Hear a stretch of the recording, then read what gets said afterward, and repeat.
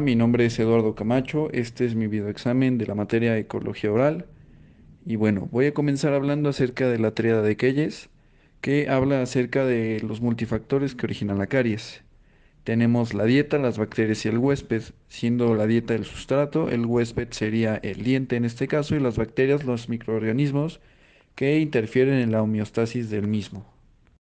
Siendo el mecanismo de los microorganismos, al momento en el que hay un sustrato, es decir, comida, este va a afectar a los dientes.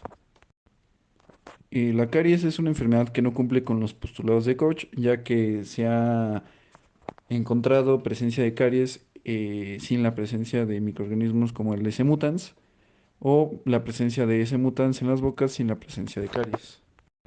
Los postulados de Koch hablan acerca del patógeno. Como primero tiene que el patógeno debe estar presente en los animales enfermos y ausente en los sanos.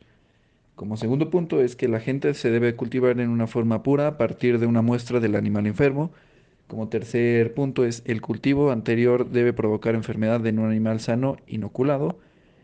Y como cuarto punto, el agente debe ser aislado de los animales inoculados en el paso anterior. Pero dichos postulados no se cumplen en la infección de caries. Como segundo punto vamos a hablar acerca de los factores de Faehrskopf. Estos son varios factores en los que se hace notar que la caries es una enfermedad infecciosa de una naturaleza multifactorial, tomando en cuenta factores tanto socioeconómicos como, como la dieta o estilos de vida de los mismos pacientes. Estos actúan de manera directa o indirectamente en el desarrollo de caries en los individuos.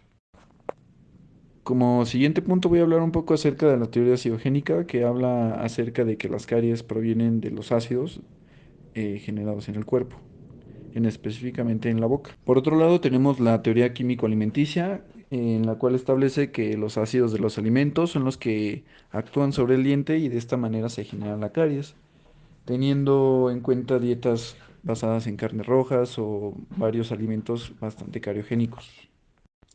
Por otro lado, tenemos la teoría quimioparasitaria, que habla acerca de que las caries son causadas por ácidos que producen los microorganismos. Esto mediante una fermentación láctica. Podemos encontrar este postulado por Louis Pasteur, que fue quien descubrió la fermentación láctica, en la cual plantea que la presencia de una bacteria más la intromisión de algún azúcar y carbohidratos generan un ácido.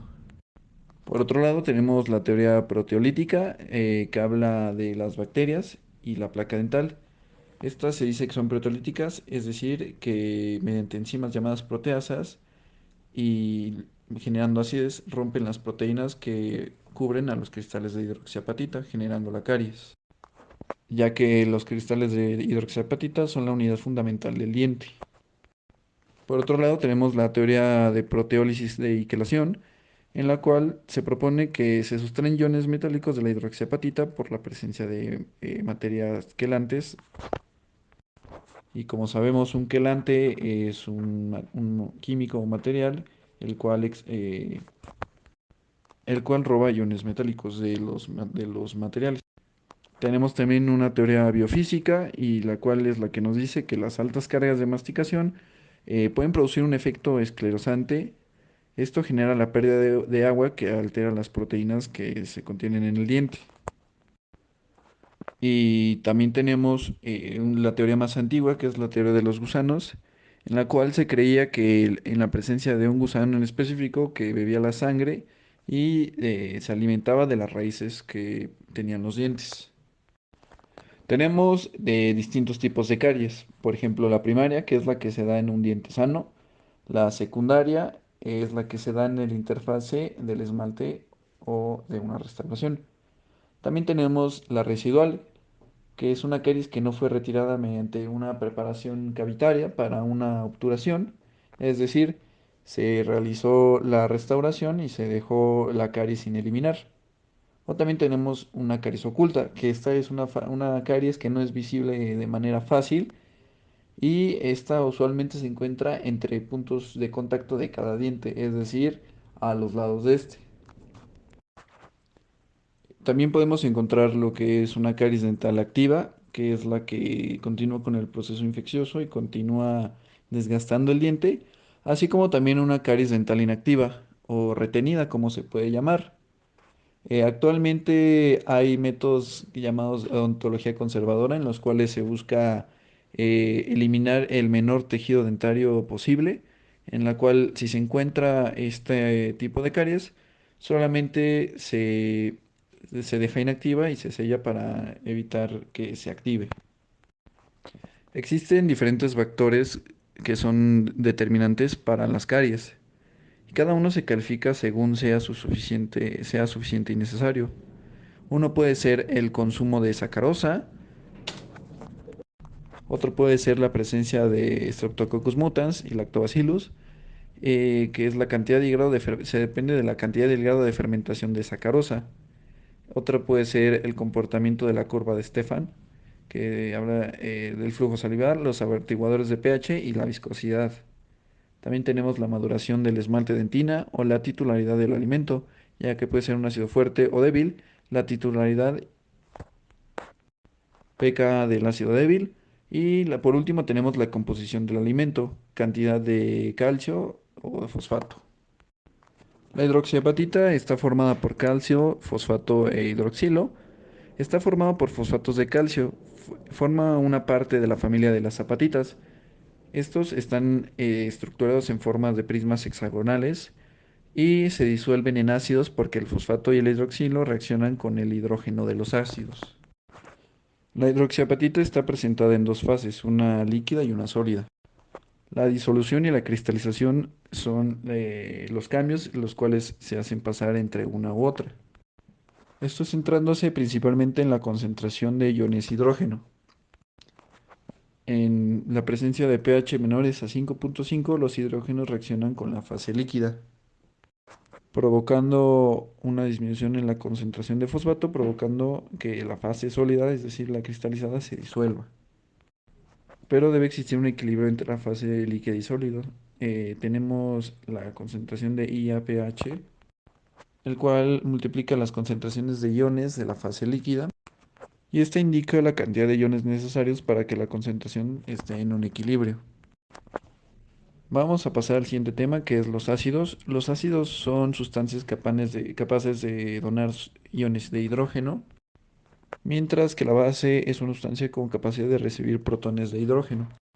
Tomando como referencia la escala de pH, en la cual si el pH es de 7 para abajo, es decir, de un número de 7 o menor a 7, este va a ser una sustancia ácida, o si es un número mayor a 7 y como límite 14, esta va a ser una sustancia alcalina o una base. Tomando en cuenta el ácido, la acidez es una de las etiologías principales de la caries dental. La caries dental es la enfermedad predominante en todo el mundo. Estos ácidos pueden ser producidos tanto por alimentos como por bacterias. Otra afección dental que podemos encontrar gracias a los ácidos podría ser la erosión dental, en la cual tenemos ácidos endógenos y exógenos. Los endógenos son los que entran al cuerpo, como pueden ser los alimentos con un pH ácido, y los exógenos son los ácidos, sustancias ácidas que vienen dentro del cuerpo, como puede ser el vómito, siendo este el ácido clorhídrico que se encuentra en el estómago para disolver a los mismos alimentos mediante la digestión. Siendo una afección recurrente en personas con una enfermedad mental como la bulimia o una gastritis crónica, mientras esta causa un reflujo. Tenemos una solución insaturada, que es en la cual las moléculas se disuelven de una manera rápida, generando un espacio entre ellas mismas. En la saturada, el disolvente queda saturado de moléculas, por lo cual ya no acepta más, generando obviamente un muy pequeño espacio intermolecular. Y la sobresaturada habla acerca de la presencia exagerada de moléculas de soluto en un disolvente, por lo tanto se genera una precipitación de los solutos, es decir, se separa y se puede ver diferenciado en el fondo de la solución o del disolvente. La hidroxiapatita al disolverse pierde sus iones. El primero que pierde es el que está al centro, es decir, el OH. Este está unido por fuerzas iónicas y no existe un enlace covalente. Al momento que reacciona con el hidrógeno, se genera H2O. Si existe un pH de 7 o hay hidroxilos en el medio, el OH puede regresar a su lugar. Esto es llamado intercambio homoiónico.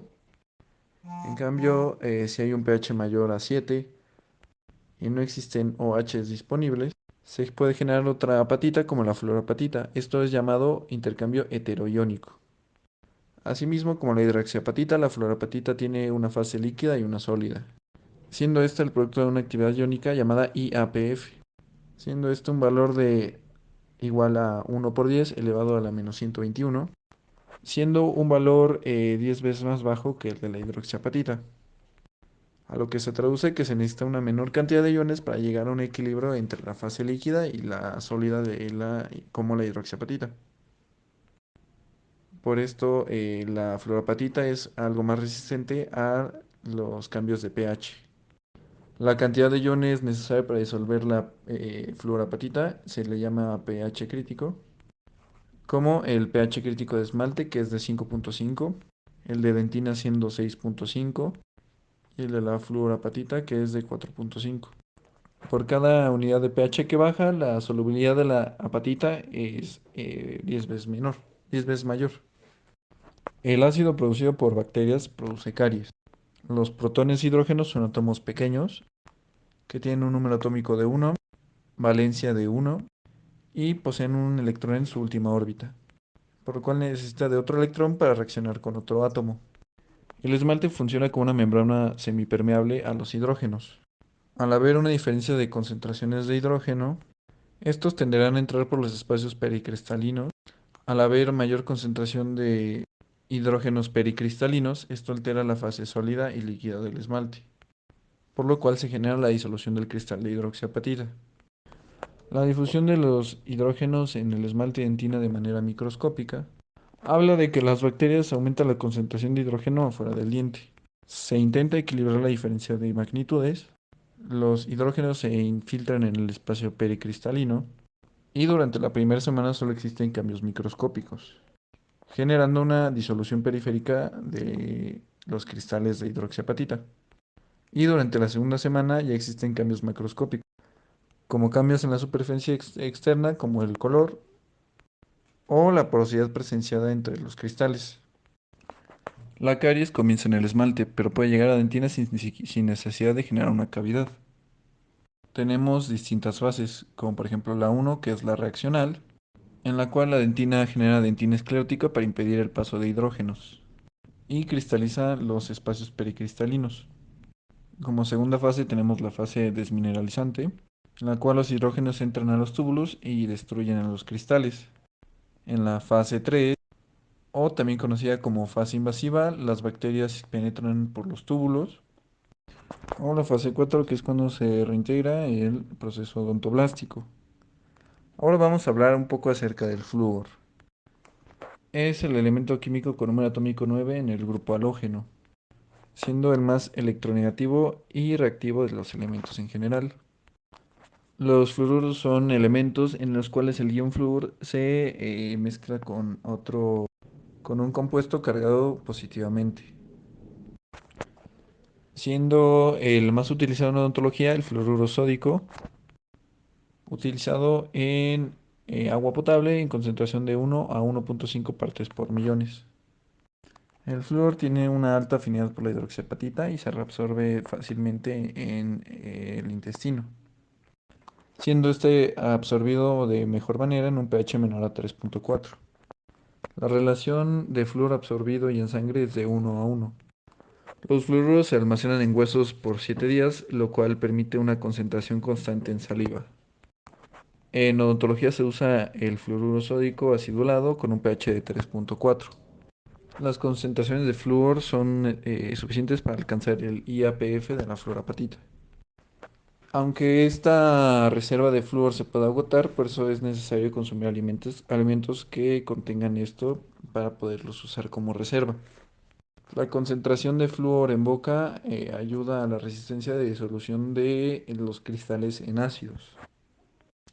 Fosfatos de calcio. Estos son una familia de minerales que contienen fosfatos y calcio, así como pirofosfato. La formación de estos cristales se da en soluciones hipersaturadas y dependiendo de la presencia de otros elementos generan otros minerales. Y en la solución hipersaturada de fosfato calcio hidroxilo generan hidroxiapatita. En la presencia de calcio, fosfato y magnesio crean otra apatita, la cual se llama whitlockita. Asimismo, tenemos otros cristales como la bruchita o la molditita que tienen una dureza menor a la hidroxiapatita, siendo estos cristales no perfeccionados, pero generan sarro y calcificación en el cartílago. Otro importante es el fosfato de calcio amorfo, el cual se utiliza como material para reducir sensibilidad en procedimientos de blanqueamiento dental, así como en los llenados de canales de endodoncia y con presencia en pasta, chicles, con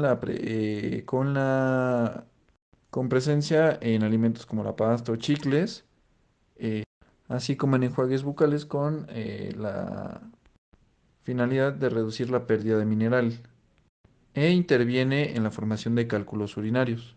La caseína es una proteína de la leche con una carga negativa, la cual se une al calcio y al fosfato del calciomorfo, produciendo una disolución del esmalte de un 55%, teniendo este efecto principalmente en las caries incipientes.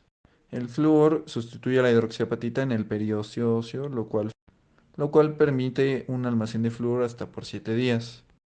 La concentración de flúor en boca debe ser de 0,02 partículas por millones, para estar saturado e impedir la disolución de la fluorapatita.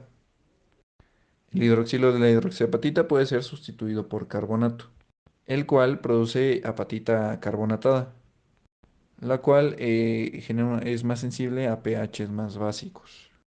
La concentración de flúor para inhibir la enolasa de la glucólisis es de 10 partículas por millones. Esta concentración solo se logra después de un enjuague bucal o el uso de la pasta dental y solo dura alrededor de una hora, por lo que el efecto anticaries por esta vía es muy corto. Las altas concentraciones de flúor de arriba de 100 partes por millón reaccionan con el calcio, generando fluoruro de calcio en forma de glóbulos en la superficie dental, los cuales se van liberando mediante el pH ácido.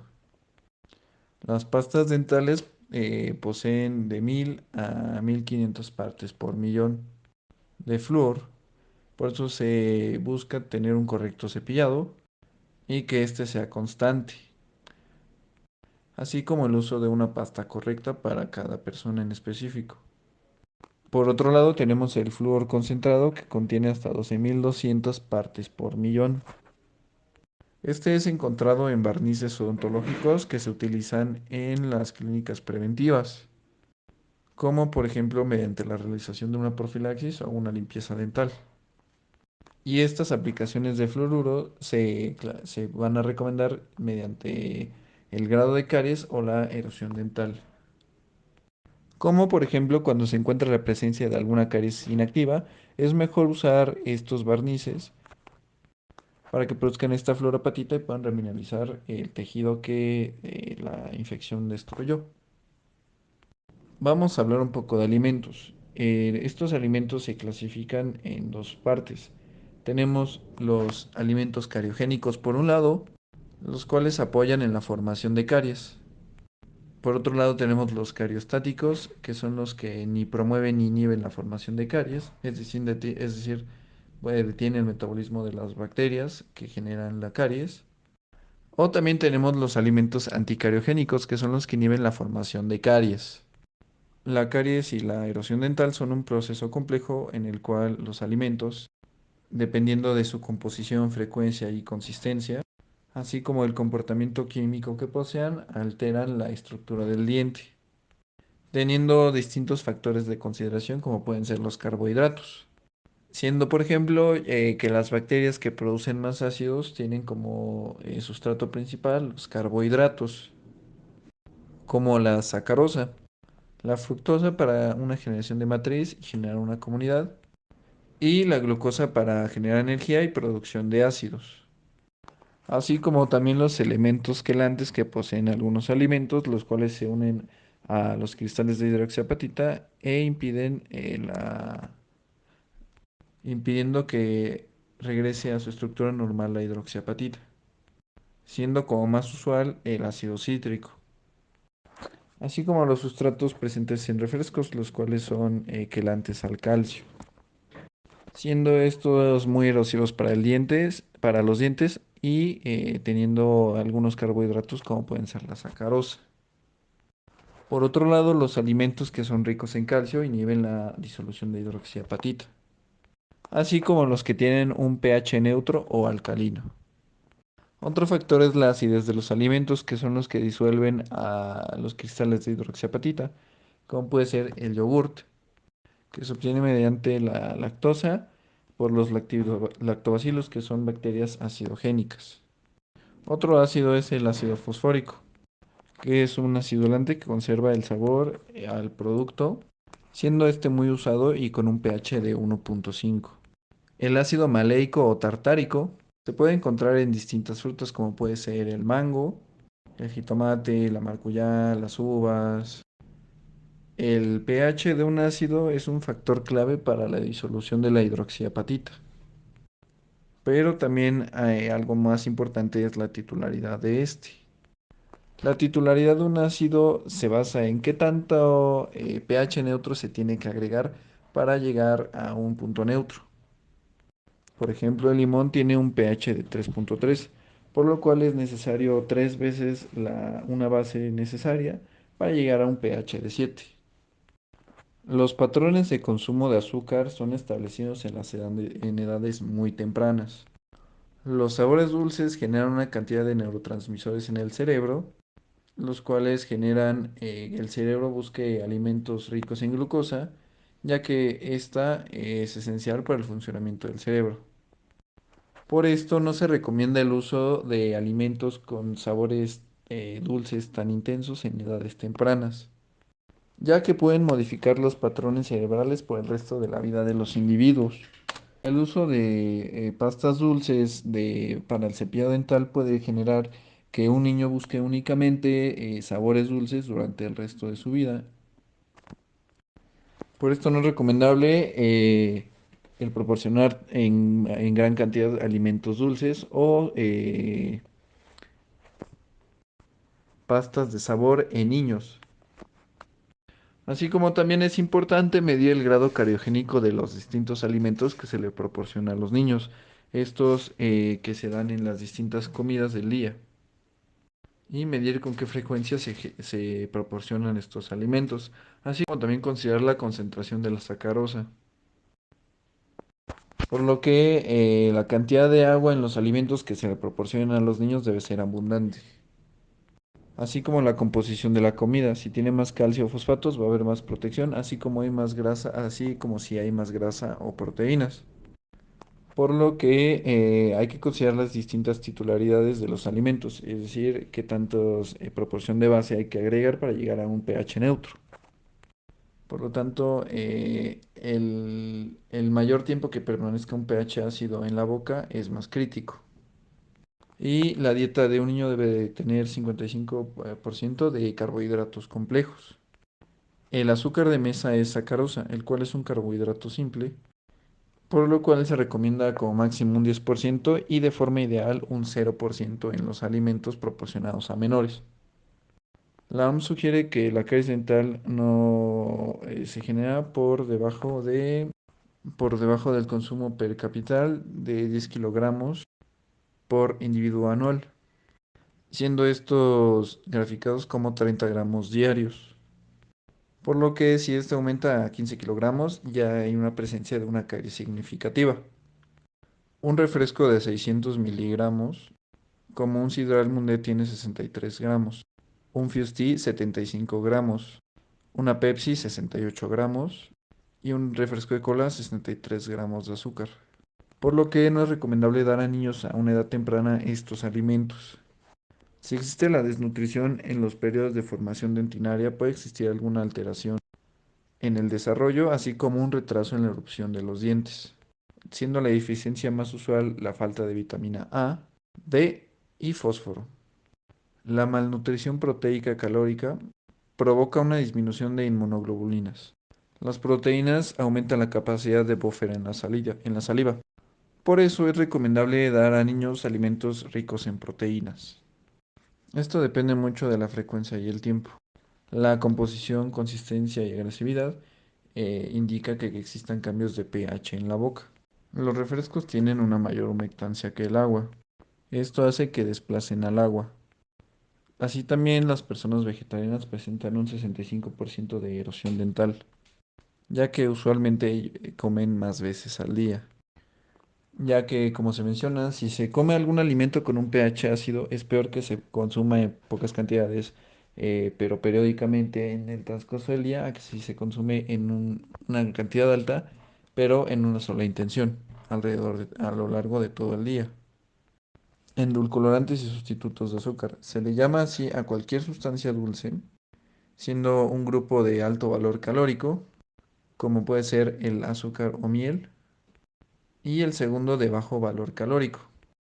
O también se puede clasificar por su origen de natural o artificial, así como por su dulzura, un endulcorante de baja intensidad o un endulcorante de alta intensidad, siendo estos más dulces que el azúcar y generando que su uso sea menor en cantidad, generando una baja de costo, siendo algunos sustitutos del azúcar como la sacarina, el cual fue el primer endulcorante artificial creado en 1879, siendo 5 veces más dulce en el azúcar, dejando un sabor amargo y genera cáncer en ratas, perteneciente al grupo amida, siendo este un derivado del alquitrán o del petróleo.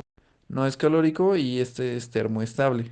También tenemos el espartano, el cual fue descubierto en 1965, derivado de dos aminoácidos como el ácido aspartico y fenilalanina, siendo 200 veces más alto que el azúcar de mesa, teniendo un bajo contenido energético y causa cáncer en ratas y no es termoestable.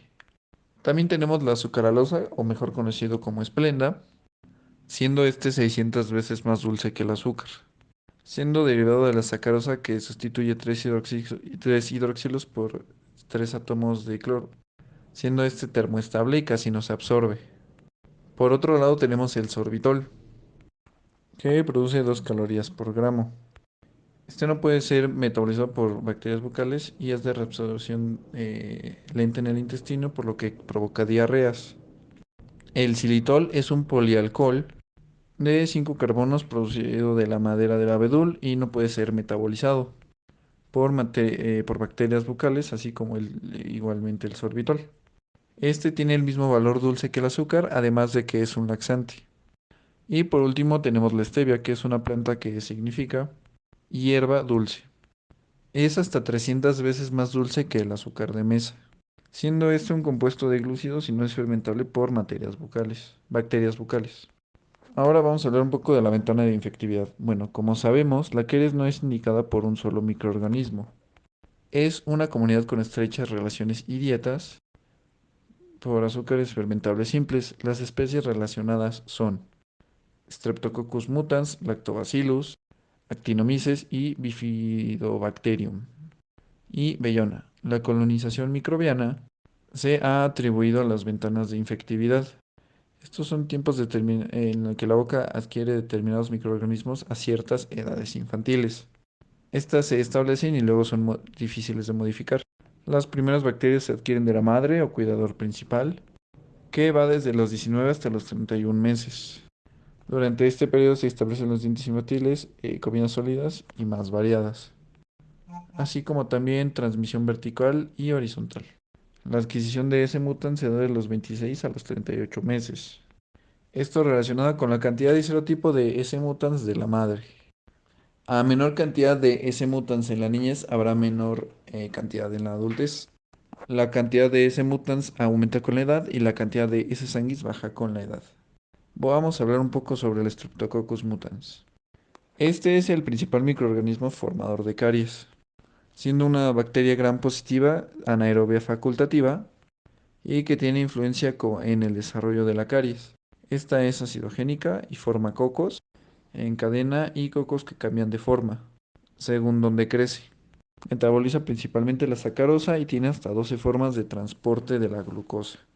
Esta es heterofermentativa por lo que produce por la fermentación de la glucosa a varios ácidos, como el ácido propiónico, láctico, acético y ácido fórnico.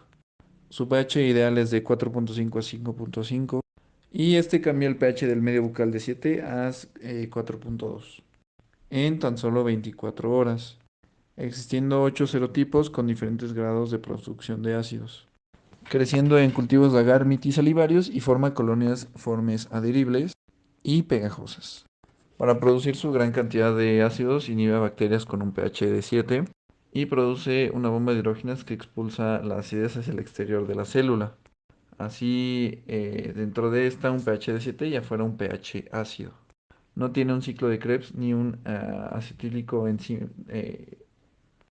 no tiene un ciclo de Krebs ni oxidación de piruvato de acetílico enzima. Por esto, toda su energía es obtenida por medio de la glucólisis. Como producto se obtiene mucho ácido láctico, el cual es expulsado rápidamente. Tenemos también etapas del metabolismo de la sacarosa, siendo la primera etapa el transporte rápido y eficiente de la glucosa, lo que hace que robe la glucosa de otras bacterias y al saber que hay picos de glucosa en la boca los almacena. Es que al no tener un metabolismo eficiente de la oxidación de la glucosa, fase uno, fase 2 y fase 3 respiratoria, tienen que usar mucha glucosa y producir mucho ácido láctico. La etapa 3, que produce enzimas extracelulares, que convierte la glucosa y fructosa en complejos de reserva y protección y adhesión. Y la fase de la etapa 4 es la que sintetiza los polisacáridos intracelulares de reserva y también tenemos unas enzimas extracelulares del S-mutans que van a ser, por ejemplo, de la glucosa, de la glucosildtransferasa, de dextranas que se van a convertir en dextranos mutans, que mutan de la fructosa en fructostransferasas. Todos estos polisacáridos extracelulares tienen función de reserva de energía, protección e impiden cambios de pH y forman matriz extracelular. El metabolismo de las bacterias a base de aminoácidos en la boca, aparte de las bacterias que usan carbohidratos para su metabolismo, se encuentran bacterias que usan aminoácidos. Estas como desecho producen NH4-urea u otros compuestos del nitrógeno. Estos compuestos elevan el pH, lo que hace más básico, y por ello se han relacionado mayor metabolismo de nitrógeno con menos prevalencia de caries, pero mayor formación de cálculo. También están los microorganismos urea positivos, que son organismos que producen ureasa. Estos principales, eh, hablemos de Streptococcus mutans. Este es muy importante ya que es el principal microorganismo formador de caries. Esta es una bacteria gram positiva que es anaerobia facultativa. Tiene influencia, como lo dije, en el desarrollo de caries.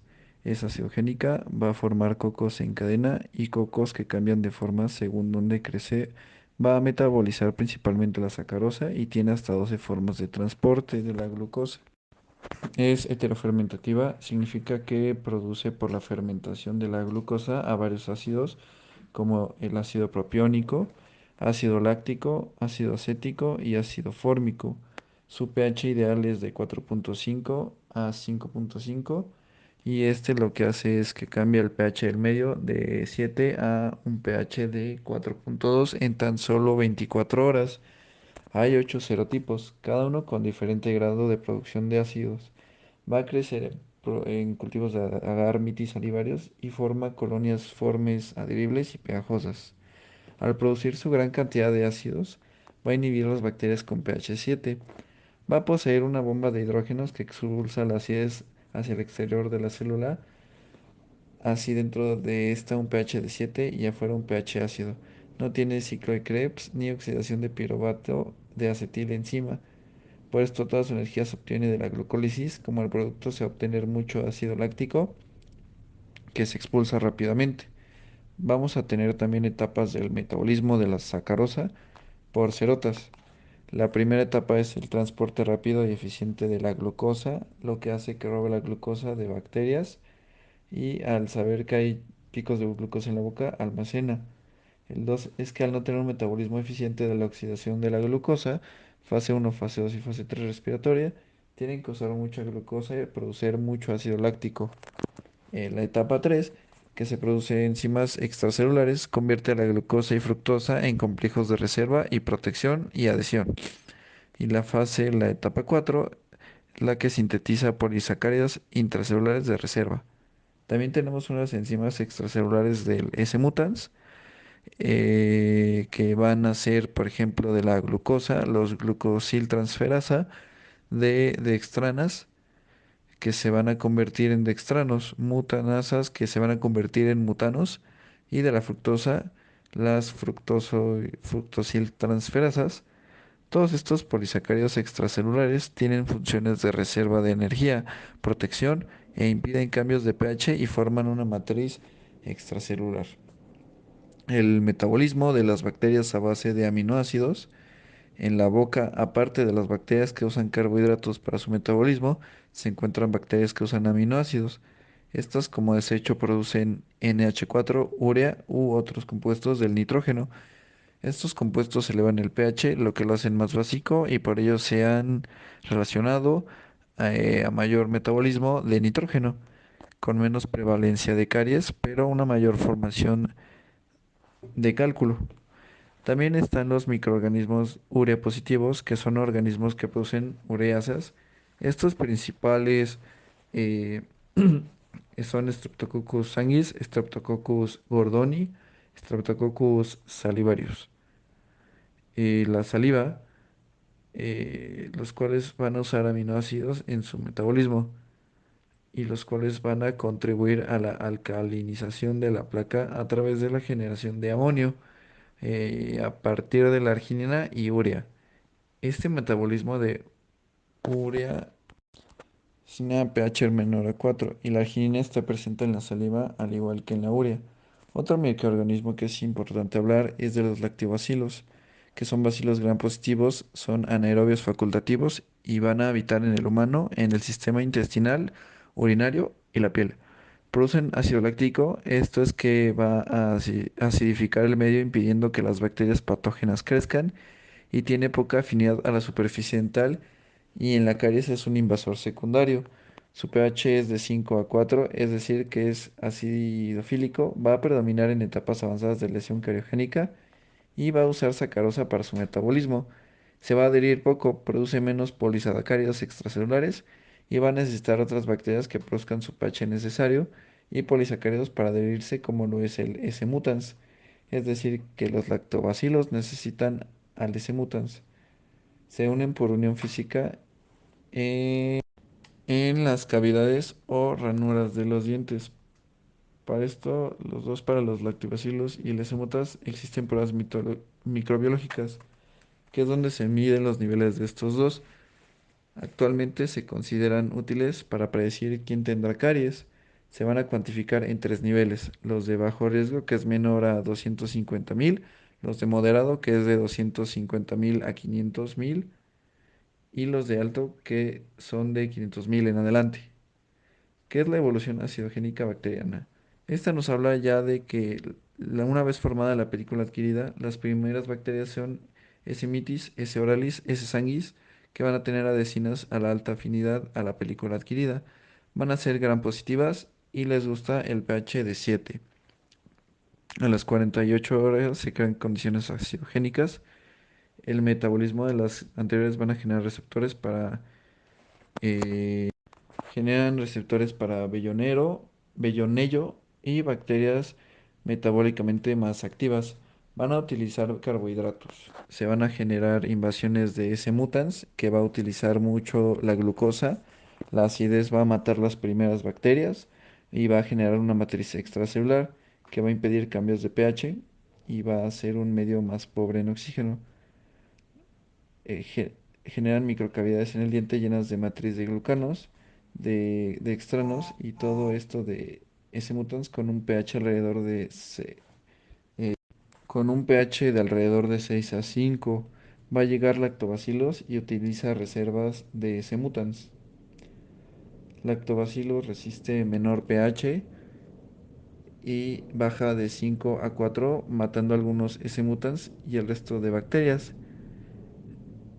Este va a destruir mucha hidroxiapatita y no va a haber un contacto con solución hipersaturada de calcio y fosfato y buffer, así que se va a generar caries cavitarias.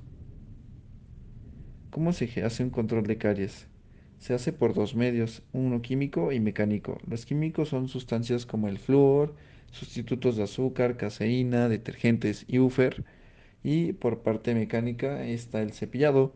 Si hay un buen cepillado, se va a controlar muy bien la caries. Y también, por ejemplo, si existe visitas periódicas al dentista en las cuales se hagan profilaxis, donde nos apliquen un fluoruro o donde se aplique un barniz de fluoruro.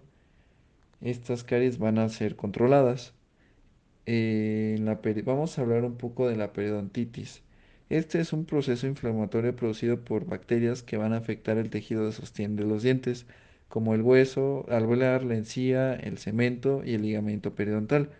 Las bacterias van a ser esenciales para el inicio de esta periodontitis, pero la evolución, gravedad y factores que modifican, como la respuesta inmunitaria y la diabetes, el tabaquismo, van a ser también esenciales para la periodontitis.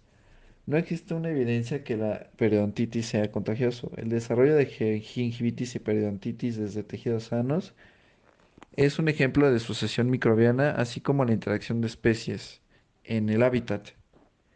La microbiota asociada al periodonto sano son gram positivo, cocos y anaerobios facultativos con un pH de 5%.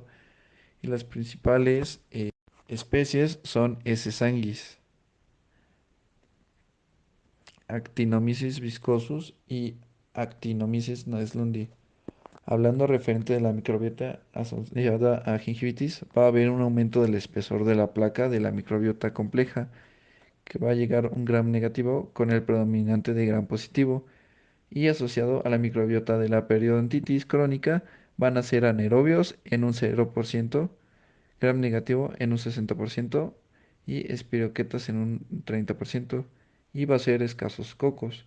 La gingivitis, la periodontitis puede ser agravada por hormonas esteroides que van a aumentar en la pubertad y en el embarazo.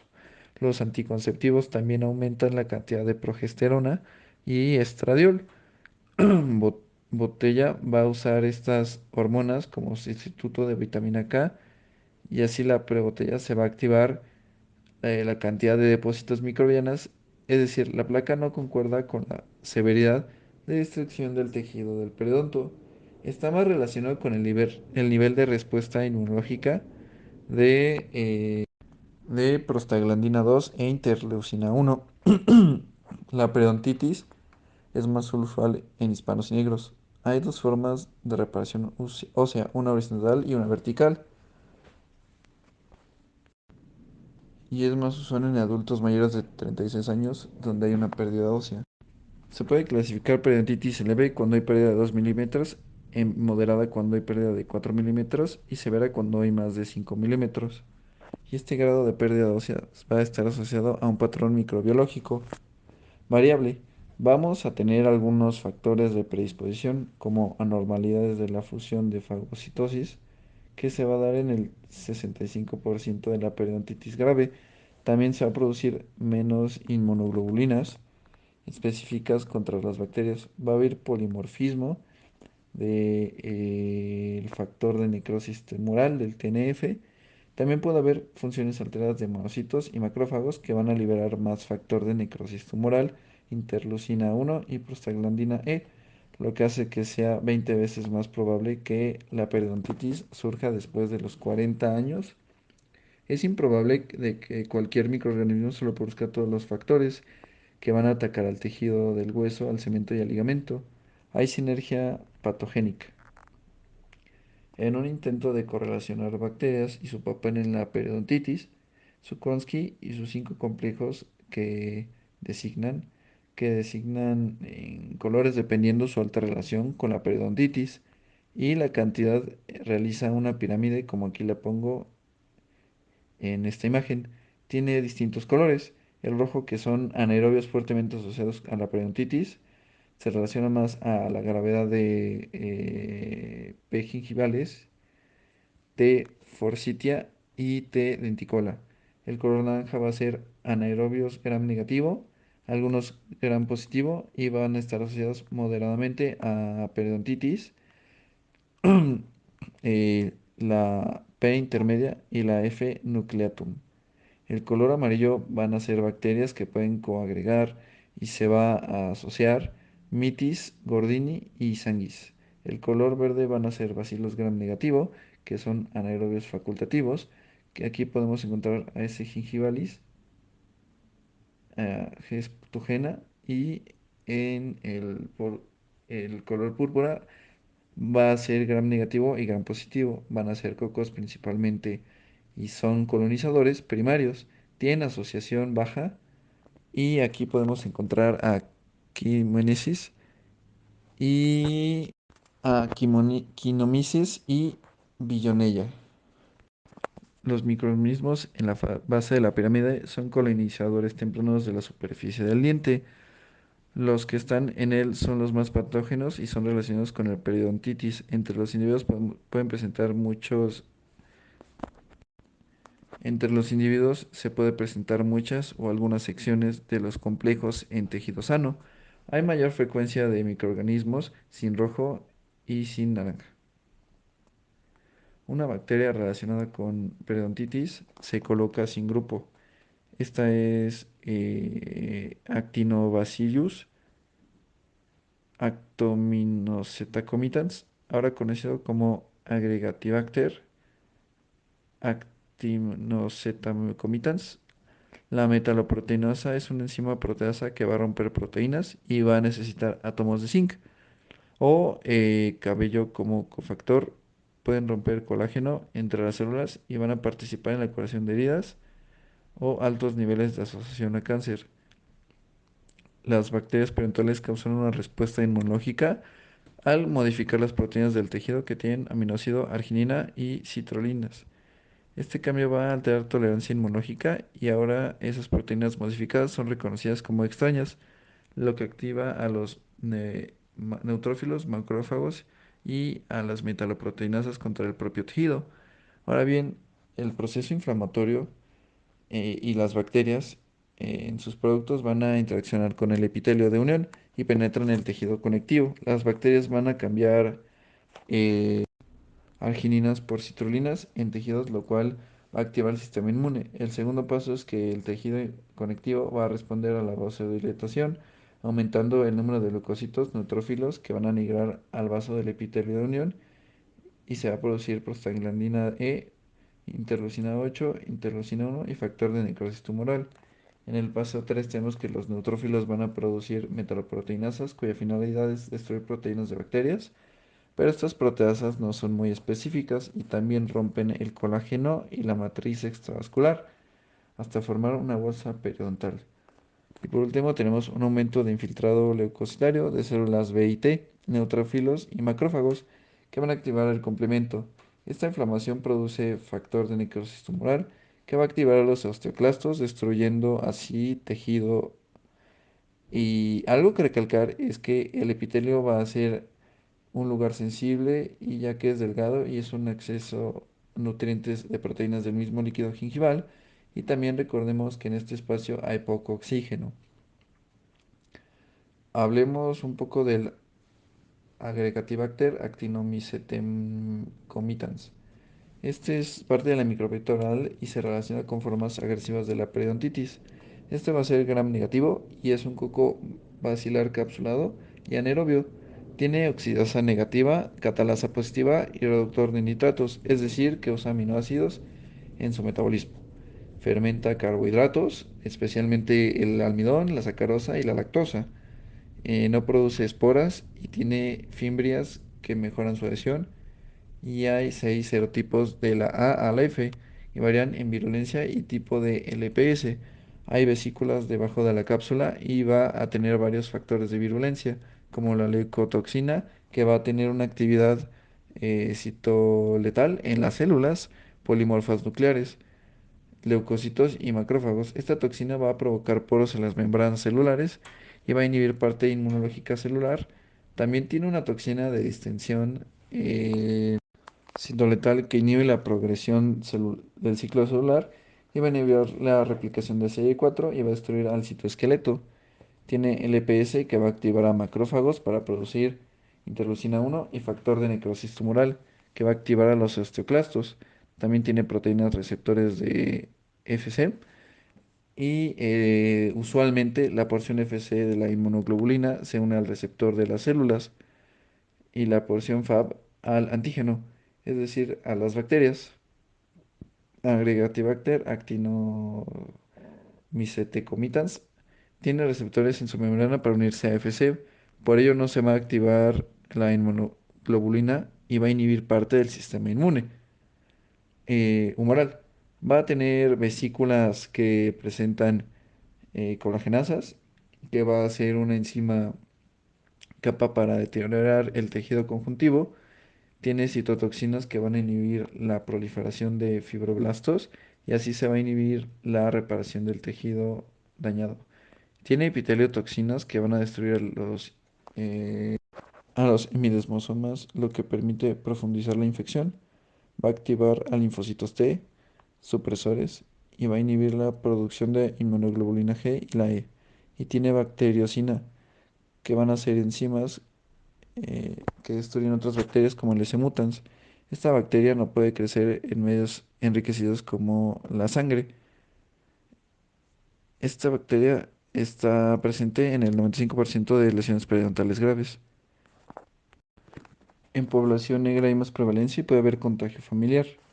Otra bacteria muy importante en la periodontitis es la Porphyromonas gingivalis, la cual es un cocobacilo gram negativo que tiene fimbrias para... es anaerobio obligado, colonizador secundario, no es móvil y tiene 80% de prevalencia en periodontitis y tiene 80% de prevalencia en periodontitis y 25% de prevalencia en sanos. Está capsulado, lo que va a proteger de la fagocitosis. Su característica es que se puede adherir a varios tejidos y bacterias. Además presenta vesículas por debajo de la cápsula que van a estar llenas de proteasas, tripsina, fosfolipasas, pilipasas que van a liberar para destruir el tejido y así obtener aminoácidos, hierro y demás nutrientes. Pueden evadir el complemento, la fagocitosis y la absonización. Al hacer esto, el sistema inmune atrae más neutrófilos y se van a producir más defensas, entre ellas más metaloproteinasas, que si se pierde el equilibrio de los inhibidores de las metaloproteinasas de fibroblastos, se va a destruir el tejido y por ende va a haber una periodontitis. Otra de sus características va a ser que degrada factor del complemento C3 y C5, además de tener sistemas de protección contra oxígeno y puede subir el pH de 7 a 7.5 y permite una prevalencia de menos de 9 al 99% en una comunidad.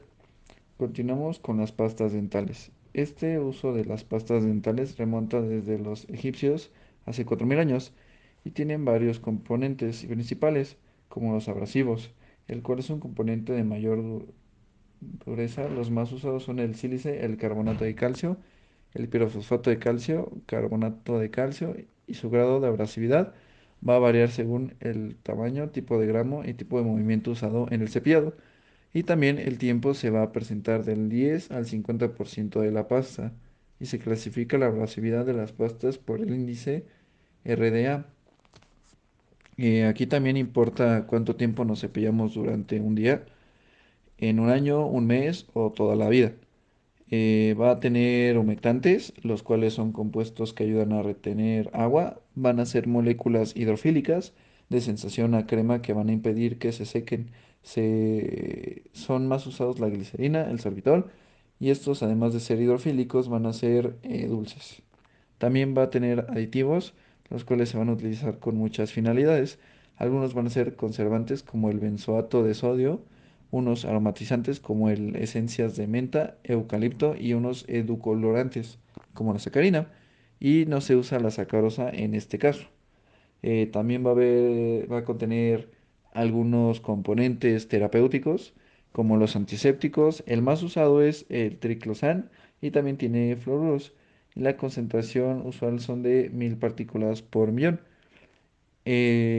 Aquí 1500 partículas por millón. También contiene desensibilizantes que van a bloquear túbulos dentinarios. Y en este entra el fluoruro de estroncio al 10% que va a formar cristales que bloquean el túbulo, el nitrato de potasio que provoca despolarización de la fibra nerviosa, lo que va a inhibir el dolor y también va a contener inhibidores de sarro, principalmente eh, quelantes de calcio, pirofosfato que va a disminuir el 25% de sarro, la vitamina C que va a inhibir la cristalización, el sodio extrametafosfato que va a ser quelante del calcio y fitatos que inhiben la cristalización eh, de bruchita y hidroxiapatita. También contiene detergente como el laurin sulfato que va a producir la espuma y bicarbonato de sodio que va a regularizar el pH a 7. Algo muy importante para recalcar es el término de sustantividad, que es la capacidad de un agente de unirse a distintas partes de la boca, lo cual le permite que se libere gradualmente en su forma activa. Casi todos los agentes en la boca tienen sustantividad corta, siendo esta de segundos a minutos, excepto la cloroxina, que es de 6 a 8 horas. La nicotina es un alcaloide lipofílico presente en varias plantas como veneno contra insectos que se cree que se protegía contra enfermedades, lo cual es completamente incorrecto. Y es una sustancia psicoactiva adictiva que es análoga de la acetilcolina. La nicotina se absorbe por los pulmones y membranas de las mucosas de la boca. Es un estimulante sobre vigilancia, alerta y rendimiento cognitivo. La nicotina se ha relacionado con la periodontitis y va a disminuir la actividad de neutrófilos y macrófagos. Además de que disminuye la quimiotaxis y fagocitosis, aumenta bacterias anaerobias y aumenta la prostaglandina E. Va a disminuir actividades de fibroblastos y producción de colágeno. Inhibe la revascularización y producción de inmunoglobulinas por linfocitos B. Y sobre todo aumenta la producción de metaloproteinasas. Eh, el sarro dental. El sarro dental se forma por capas de nucleación heterogénea y crecimiento cristalino. Tiene 37% de fosfato octacálcico en las capas externas. En las capas internas hay hidroxiapatita. En sarro nuevo hay bruchita, sea por mineralización de placa bacteriana a los 12 días de no haberse cepillado. Hay personas altas formadoras de concentraciones de calcio en la saliva, colesterol, ácidos grasos, bacterias filamentosas y la muerte de bacterias funcionan como cepillas de nucleación.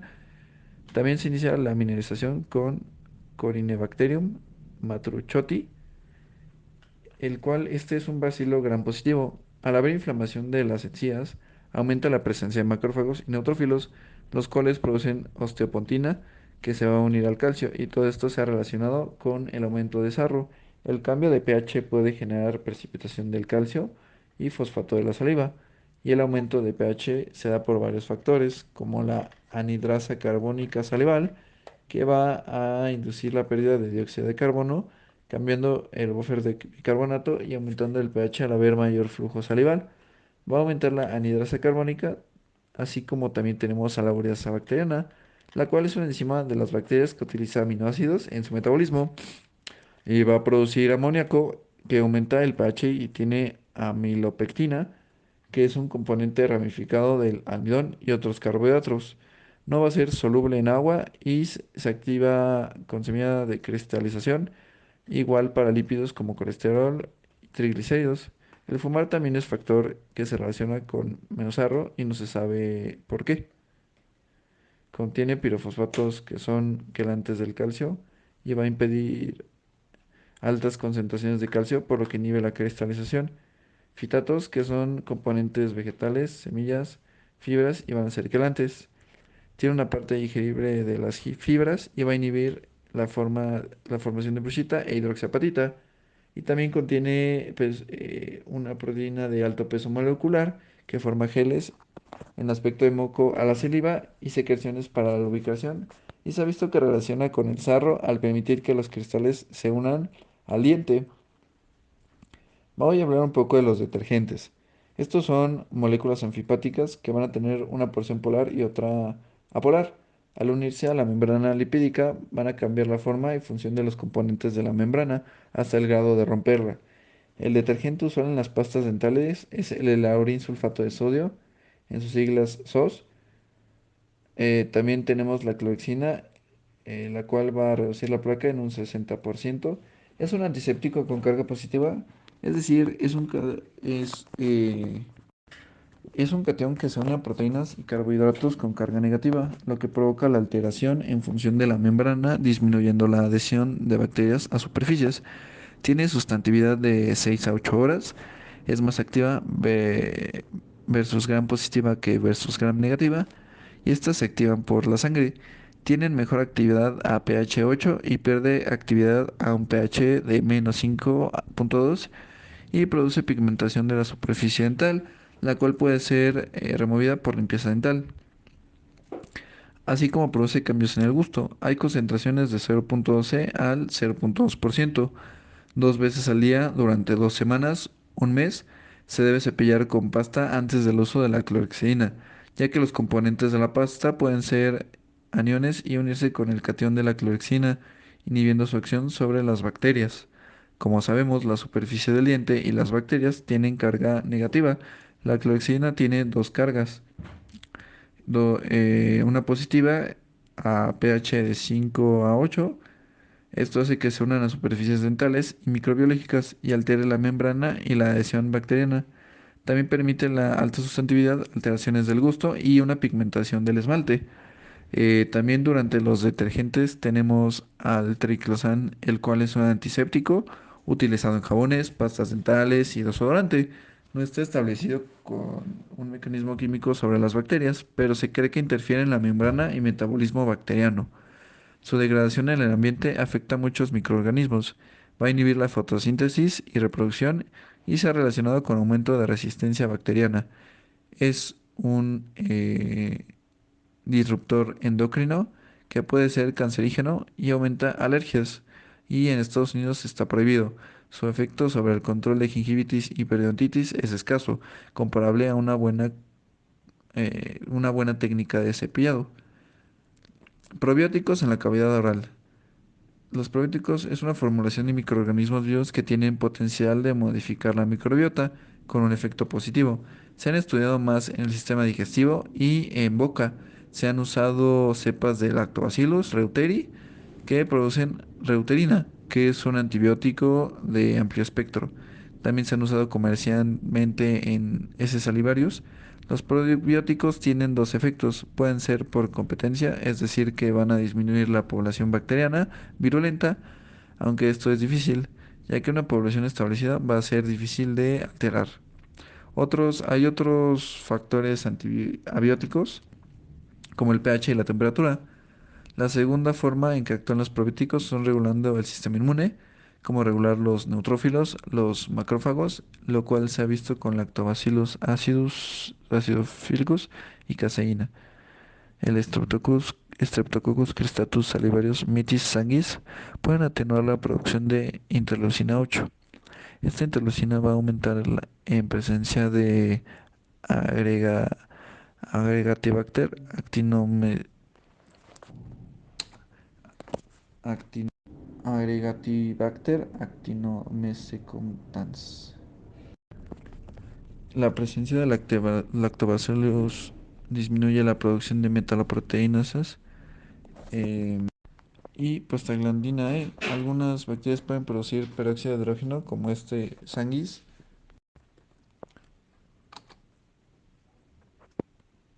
La presencia de Lactobacillus virbis disminuye la producción de metaloproteinasas y arginina E. Algunas bacterias pueden producir peróxido de algo. La presencia de Lactobacillus virbis disminuye la producción de melanoproteinasas y arginina E. Algunas bacterias pueden producir peróxido de hidrógeno, como S. sanguis. Este peróxido de hidrógeno contra las cantidades de Aggregatibacter actinomycetacinocomitans es bueno. Este salivares produce bacteriocinas que van a afectar a ese mutans. Biosurfactantes, que son detergentes producidos por bacterias que van a impedir la adhesión de otras bacterias. Se ha encontrado que S. mitis actúa sobre bacterias periodontopartogénicas. Y S. mutans también se ha usado, ha usado variantes. S. mutans es poco cariogénicas para suplantar poblaciones muy cariogénicas. La vacunación en las enfermedades dentales y en la generación de caries y periodontitis, la etiología bacteriana no está inducida por una sola especie bacteriana. Se han encontrado altas relaciones con algunas especies, pero se acepta que estas enfermedades son producto multifactorial. Esto conlleva que la vacunación no pueda ser específica a una sola bacteria. Además que en la boca el sistema inmune humoral no es asequible. Se han usado vacunas contra S. mutans en sus componentes específicos de adhesión, pero puede inducir problemas inmunológicos como una fibra reumática. Además, la mayoría de las caries puede ser controlada con la disminución de carbohidratos refinados y una buena técnica de cepillado. Esto siendo más económico y efectivo que la vacunación contra una especie en específica.